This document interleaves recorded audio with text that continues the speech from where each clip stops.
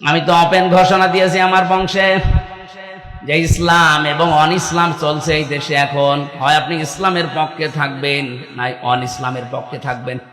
ওই দোদুল্যমান অবস্থায় কিন্তু যদি ইসলাম আসে তখন আপনি বিপদে পড়ে গেলে আমারে পাবেন না। এক কথা বলেন না কেন?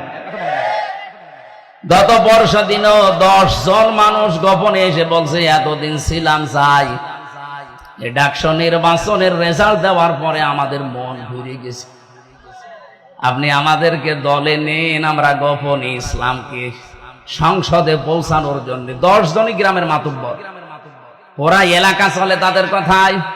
আমি বললাম আপনাদেরকে কালেমা পড়ানো লাগবে? বলছে কালেমা জানি।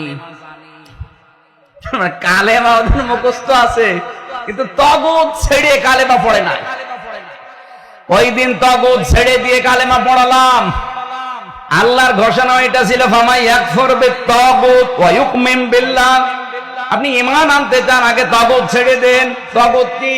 যে আল্লাহর বিধান মানে না, অন্য কেউ মানবে, মানতেও দেয় না।